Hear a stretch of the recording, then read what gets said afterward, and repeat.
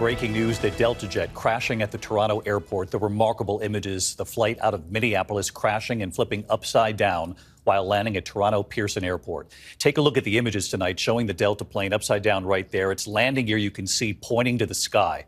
Passengers then recording what they saw just moments after they made their escape from the plane. They're on the tarmac right here, obviously looking back at the plane upside down and seeing what they just survived.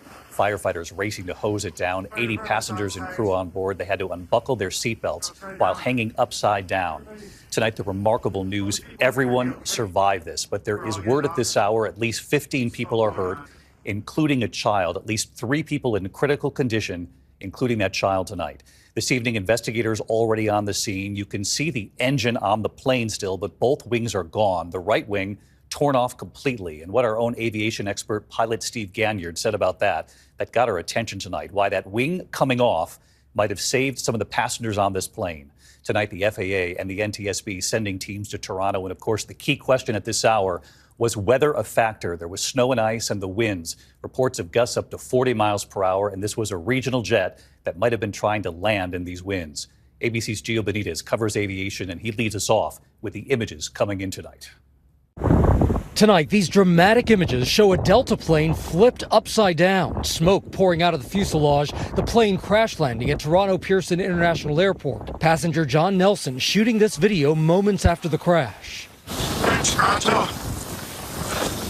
We just landed. Our plane crashed.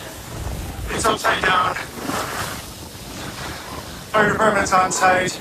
The Delta Regional CRJ-900, operated by Endeavour Air, traveling from Minneapolis, St. Paul, with 80 people on board, arriving in Toronto around 2:30 p.m. We just had a crash on runway 23 here.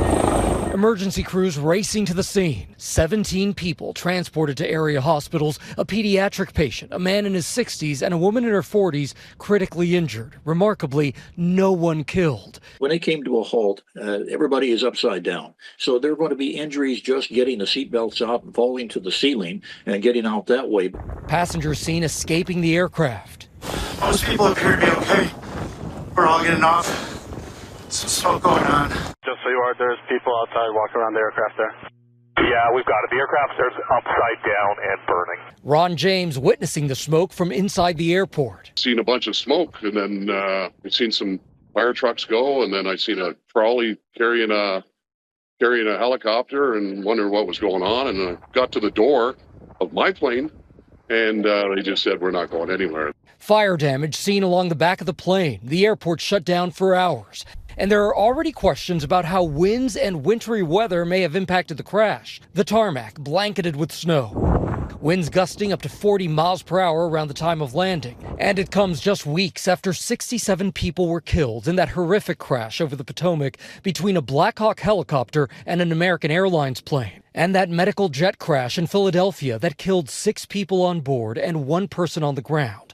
While back in Toronto tonight, this major investigation is now underway. These 2 runways will remain closed while the investigation takes place. We are very grateful that there was no loss of life and relatively minor injuries.